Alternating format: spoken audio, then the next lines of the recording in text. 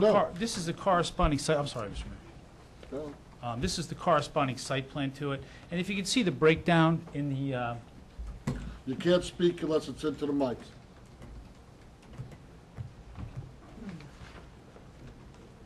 and if you can see the breakdown on there, the wetlands are delineated in brown with a red line around the buffer area, around the wetlands, and it's pretty much 50-50. There's as much wetlands on the SED portion as there is on the ARE6 portion.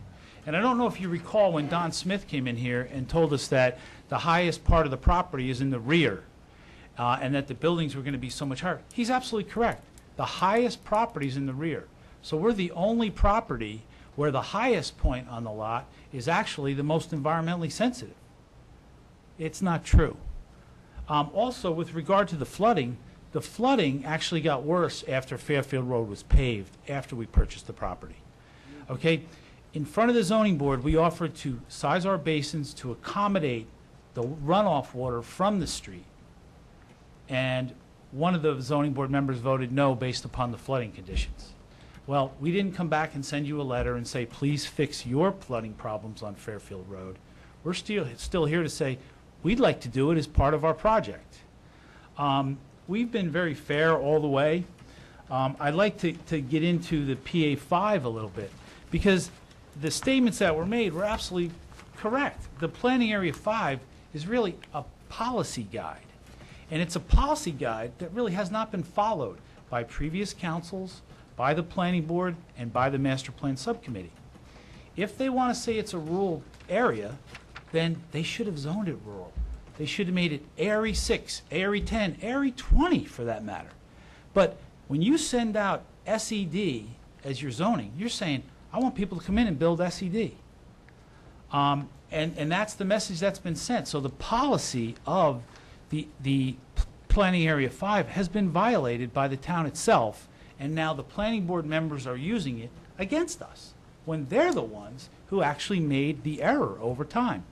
If the property was ARE 6, we never would have purchased it. I'd like to read you a list of specifications that were given to us by our professionals 5 years ago when we started this project.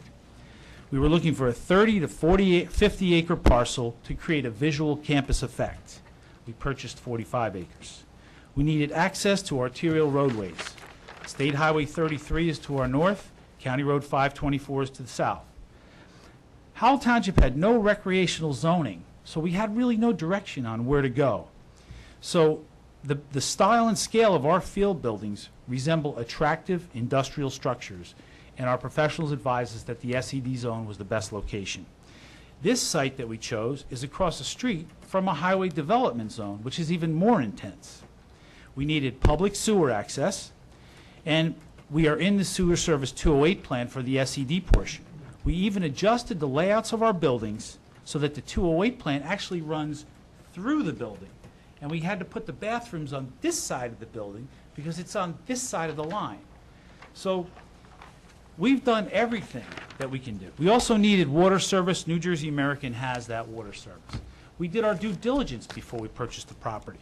Okay? We met with the county park system, the township zoning office, the township engineer, the utility companies, the Howell Economic Development Committee, the Howell Sports Federation, and we got a wonderful response from everyone. So we thought, hey, this is great. We acquired an LOI, which is a field study. 3 factors are studied in the field by the New Jersey Department of Environmental Protection: vegetation, water table, and soil sampling. Okay?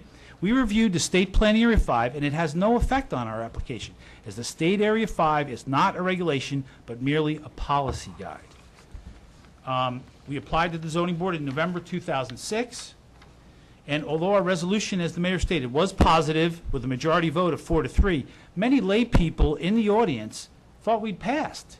But we had to explain to them, since Howell Township doesn't have recreational zoning, I'm sorry, we needed 5 votes, and we failed.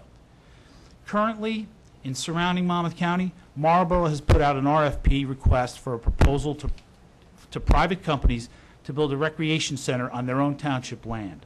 Manalapan is in the process of purchasing 23 acres adjoining their sports fields on 2-lane County Road 522, and he's looking for public-private partnerships to bring recreation to their constituents. A company named Pinnacle Sports is doing a feasibility study in the Freehold Township area off Route 33, not far from the Howell border, to bring a private facility to the area. Some of our MAC investors were contacted and took meetings with the Board of Education of an adjoining community to build an indoor pool and field house in a public-private partnership. Brick Township attempted to put together a township recreation facility at the existing Ocean Ice Palace site and backed off when the numbers to their taxpayers got far out of control. Many towns acknowledge that we need this use, but have no available funds to make it happen without private help. Boards of Education are reducing team and intramural sporting activities due to budget cuts. Our proposal is a standalone private project, a substantial rateable, and I'll say this for the record. It's public knowledge. We paid $3.5 million for the property. This build-out will be a $10 million build-out, looking at a 13.5 estimation on the rateable. So I'm putting that out in the public. Our proposal standalone project and a facility that is much needed in a township of 50,000 residents. The only people who pay for the service are the people using the service, not the entire tax-paying base as a public facility would require, although all township residents would benefit from the tax rateable. I'd like to just go over a couple things that the planning board said. I'm almost done, Mr. Mayor. I appreciate your time. Mr. Vizlaki actually asked the best question of the night at the planning board meeting, and he was complimented by the board attorney. He said, where would we put the recreation use? And no planning board member could answer that question. They have to study it. They have to do a meeting. Mr. Tantillo, I'd like to quote exactly. Mr. Tantillo said, and I quote, "If it was a toss-up between a development and a sports complex, I would go with this sports complex in a minute. But that is not the case." End of quote. That actually is the case. Because in the 2 years that we've sat fallow trying to develop this project, we've been contacted by businesses, trucking businesses, construction businesses, about the status of our property. Clearly, they think that, we haven't had approvals, they're going to pick it up cheap. That's not the case. But they can be developed for manufacturing, construction, and trucking, which could be more adverse to the neighborhood than our recreational facility. The last thing is the county. I'd just like to address that, and I do have a handout. Everyone at the planning board meeting brought up the county, but the county wants the property. The county wants this. The county came and we spoke with them right up front when we were in due diligence. The county park system, you own 200 acres behind us. We don't want to buy this property if you're interested in it. No problem. Go ahead with your project, because we don't want to get involved in it, spend money, and then have the county say, oh, we want the property. So that's fine. After we were denied, the county said, do you mind if we do an appraisal on the property? You have a good relationship with them? We said, no problem. So as part of that appraisal, they sent us this notice, certified mail. This letter is being sent in compliance with the Eminent Domain Act of 1971, which requires that a property owner be notified that his or her property is being appraised by a government entity possessing the power of eminent domain. If the county wants the property, they can come get it anytime they want. We could build the buildings and they could come get it anytime they want. So the fact that the planning board says, oh, the county's interested in that property. Well, you know what? The county's not in it. We want to develop our property. If the county wants anytime, they can come. Thank you very much for your time, Mayor, Council, and also the professionals for this this long-standing topic. Thank you, Mr. Cohen. Don Smith.